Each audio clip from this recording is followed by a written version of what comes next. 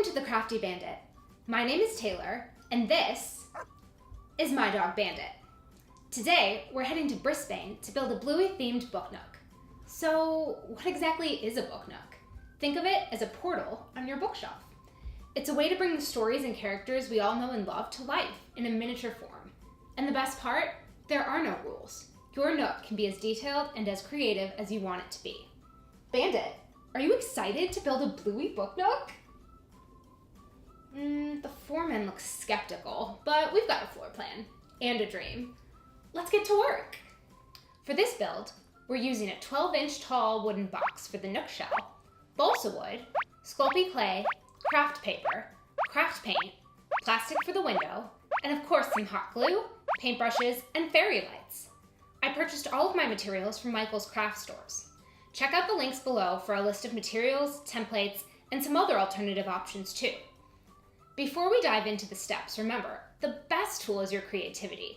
Whether you're a use what's in the junk drawer kind of person, or you've been looking for an excuse to hit the craft store, this project is for you.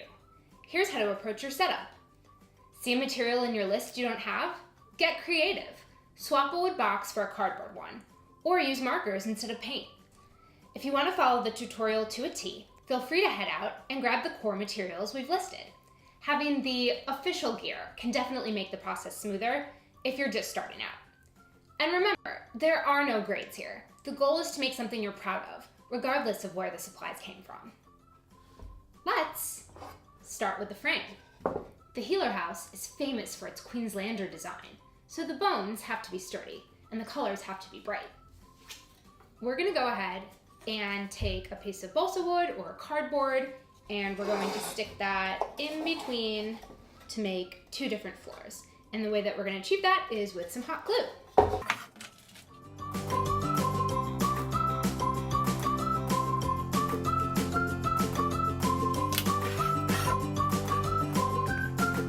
Now we're going to take our paintbrush and we're going to paint the top part pink, and then we're going to add some stripes for the wallpaper, and then we're going to paint the bottom part, the playroom, yellow, a butter yellow kind of color, and then we're gonna later go in and polka dot those with green. What do you think? The foreman is checking the structural integrity. Okay, he didn't knock it over. That's a pass. Okay, so now that our walls look pretty dry, we're going to go ahead and add some stripes to the bedroom for their signature wallpaper and some little polka dots to the playroom. So for the stripes, I'm going to use some cut pink stripes of craft paper. You can use paint, you can use markers, whatever you really have, whatever you want to add in. I'm gonna hot glue those at little intervals so it looks like striped wallpaper. And then for the polka dots, I'm just going to use a little bit of lime green paint and a paintbrush and just dot those in.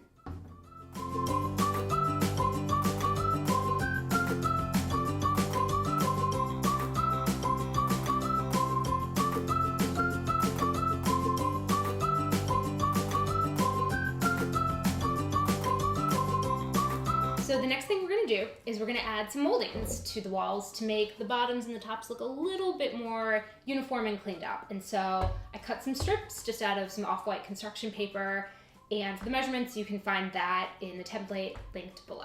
We're just gonna hot glue those on.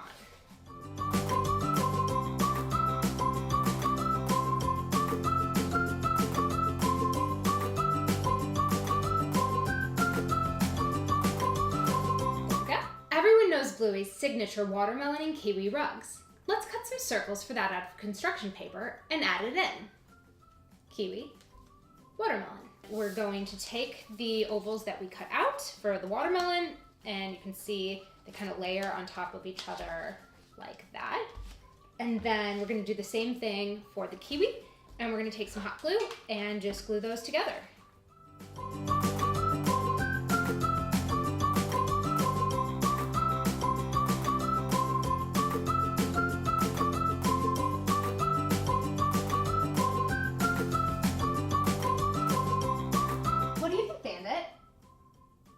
You're a pretty good judge of character after all. So the watermelon rug goes upstairs in the bedroom, And the Kiwi rug goes downstairs in the playroom. Now we're gonna move on and talk about some furniture to fill up the room. We gotta make sure that Bluey has a place to sleep and hang out.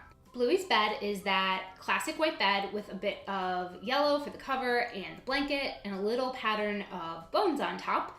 But I chose to do this out of Sculpey clay. You can use whatever you'd like. As long as you kind of have those colors, it should work out great.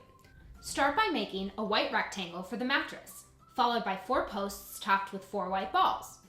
Next, roll out a yellow rectangle for the blanket and make a smaller yellow rectangle for the pillow. You can add the bone design by creating small white cylinders topped on each side with 2 balls of white clay each. The stained glass window is such a beautiful feature to Bluey's home. Let's create that with some plastic and markers and light up the Nook to give it a nice glow. So I'm going to use some plastic that I cut into a little circle here. Again, the templates are linked below. This is specifically just Shrinky Dink plastic, but you can use just about anything from a plastic lid from a strawberry container to a Ziploc bag. You can really get creative with this to get the plastic that you're looking for. We're going to use the colors green, blue, yellow, purple, pink, and brown to get the desired effect of the Bluey stained glass window.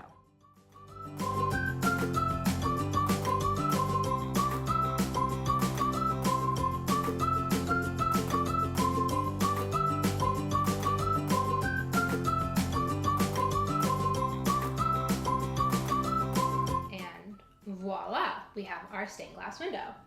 Bandit, what do you think?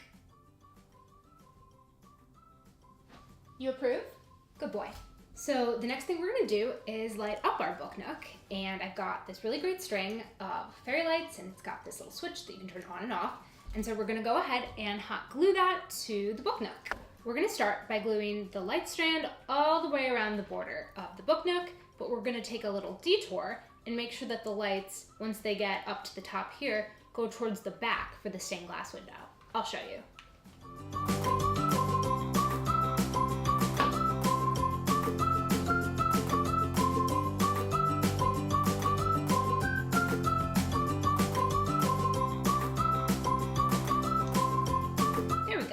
So now that we have our lights installed, we can add our stained glass window to light up. And so the way that we're gonna do that is we're just gonna take some hot glue and glue onto the light wires, and then we're gonna press our stained glass window against that. I don't know about you, but I think that looks pretty cool. Next, we're gonna build the play tent in the playroom. I've got a few pieces of balsa wood and a few pieces of construction paper. Those are gonna serve as our base stands for the fort. Next, we're going to go ahead and glue on the different strips of colors to our base tent.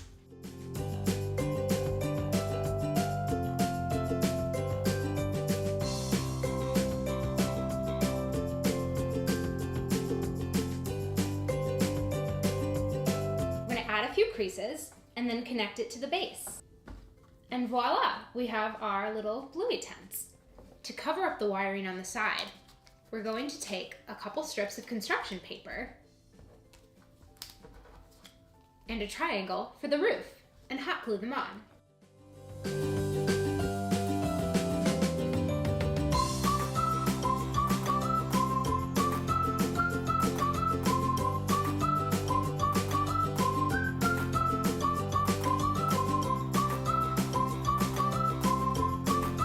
Be a Bluey themed book nook if we didn't have Bluey. You can use any Bluey figure you have, or you can follow along with my tutorial to learn how to sculpt Bluey and Bingo. Start by creating clay balls out of blues, yellow, white, and black. Once you've done that, you can create Bluey's sweet face with eyes, her snout, a smile, and her ears. Don't forget her expressive eyebrows. Gently press the snout and those pointy ears onto her head, making sure her belly patch is centered before attaching the arms and legs. You can use a pointy tool or the edge of a paper clip for the finer details like her toes. Finally, add her wagging tail, and now our favorite healer is ready to play. For Bingo, begin the same way, by creating clay balls out of oranges, white, cream, and black. Add on her her eyes, snout, and little Bingo grin. Create her ears and give them Bingo's signature slant, followed by her belly patch. Join her torso to arms to give her that curious, energetic pose. Add her stout legs, ensuring she stands sturdy and tall. Pop on her stubby little tail, and you've officially brought Bluey's spirited little sister to life. Don't forget to add the details.